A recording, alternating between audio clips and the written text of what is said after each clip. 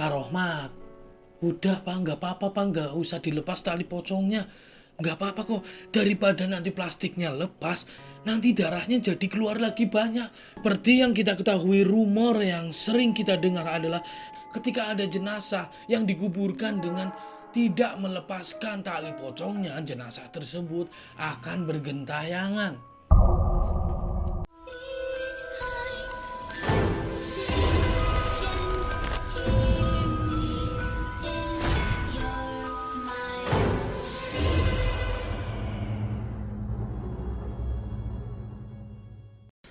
Halo, assalamualaikum warahmatullahi wabarakatuh. Ketemu lagi dengan saya, Doni.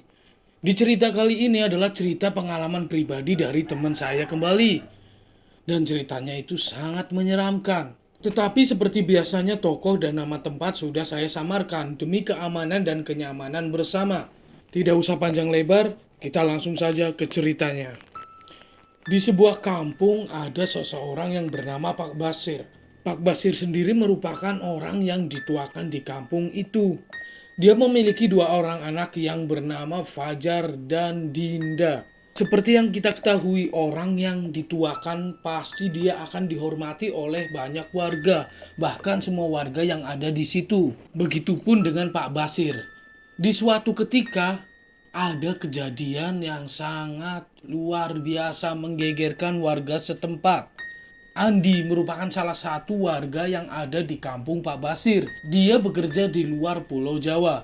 Pada suatu ketika, warga kampung tersebut mendengar kabar bahwa Andi telah meninggal dunia dalam tragedi kecelakaan beruntun. Semua warga pun geger melihat kabar dan beritanya, karena kepala Andi itu sampai pecah dalam tragedi kecelakaan itu. 1 hari kemudian, lalu jenazah Andi pun sampai di kampung tersebut. Setelah kedatangan jenazah dari si Andi, semua warga pun berkumpul di rumah duka, di rumah Pak Rohmat. Andi merupakan anak dari Bapak Rohmat, yaitu tetangga dari Pak Basir. Dan tidak terkecuali Pak Basir. Pak Basir pun berada di rumah duka. Dan pada saat itu warga semuanya geger. Karena mendapati bahwa Andi sudah meninggal pun darah masih tetap keluar dari kepalanya. Dan baunya yang sudah tidak enak lagi. Di situ pun suasana menjadi agak gimana ya, ada yang menangis. Pokoknya haru sekali. Karena Andi merupakan salah satu tulang punggung keluarga. Karena Pak Rohmat sendiri sudah tua dan renta. Dia hanya mengandalkan dari uang pekerjaan dari si Andi tersebut. Lalu warga pun bergegas bergotong royong untuk menyiapkan tempat untuk memandikan jenazah si Andi. Lalu sebagian juga menyiapkan kuburan untuk si Andi. Pada saat itu banyak terjadi pro dan kontra. Karena menurut Pak Basir, karena bau yang tidak sedap lagi dan darah yang terus keluar, dia menyuruh untuk tidak diusah dimandikan. Wah, kok bisa Pak Basir seperti itu? Padahal dalam syariat agama oleh si Andi, memandikan jenazah itu sangat wajib. Karena Pak Basir dianggap tetua di situ, banyak masyarakat yang mengikuti perintahnya. Tetapi untuk keluarga Pak Rohmat, dia menolak karena tidak sesuai dengan syariat agamanya Pak Rohmat.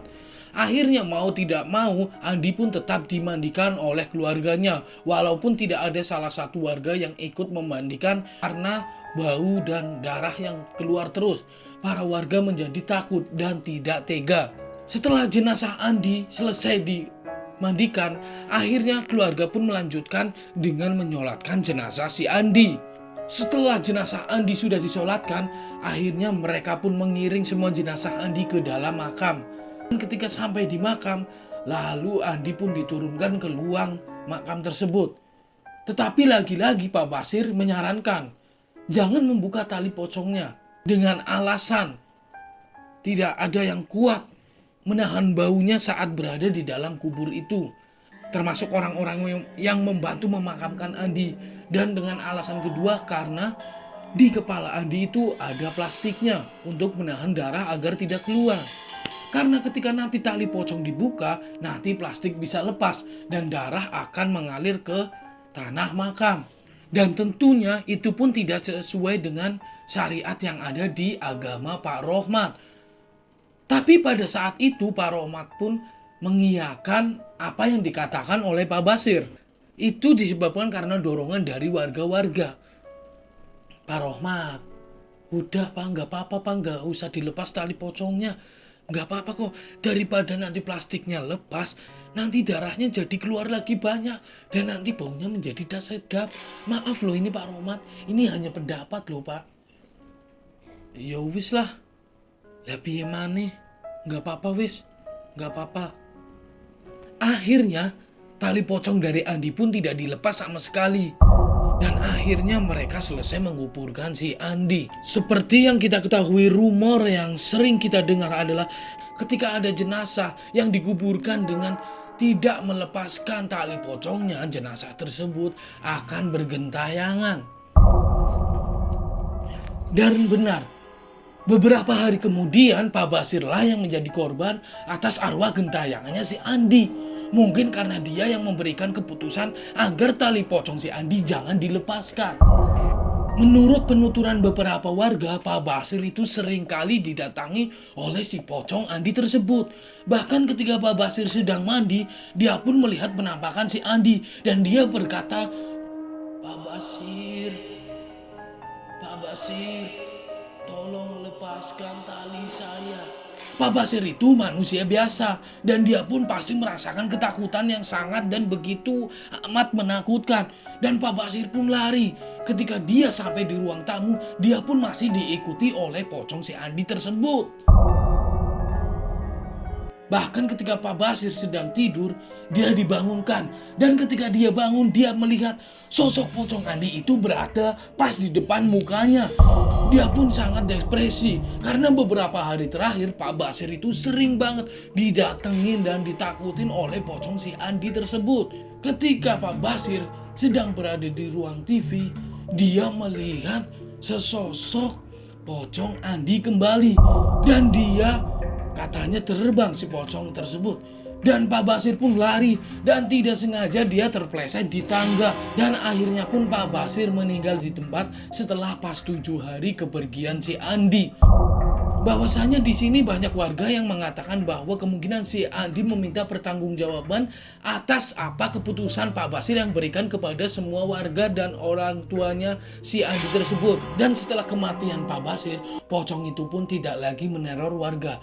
Oke, jadi menurut warga sekitar, bukan hanya Pak Basir yang sering didatengin oleh si pocong Andi. Bahkan warga-warga di situ pun sering diteror, sering didatengin warganya. Dan sama seperti ceritanya Pak Basir, pocong si Andi tersebut meminta untuk warga membukakan tali pocongnya. Menurut Fajar dan Dinda, sebelum ayahnya meninggal, ayahnya sempat mengalami depresi yang sangat berat.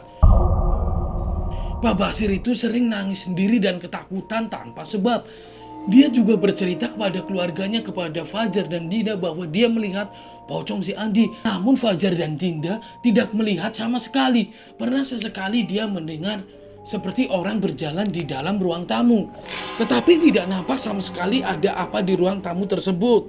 Dan setelah kejadian itu pun, pocong si Andi ini sudah tidak meneror warga kembali. Dan cerita pun berakhir. Terima kasih buat teman-teman yang udah menonton video ini sampai selesai. Jika kalian punya pengalaman mistis atau cerita tentang kejadian-kejadian aneh, kalian bisa kirim ke email di samping saya ini. Terima kasih dan sampai jumpa di video berikutnya.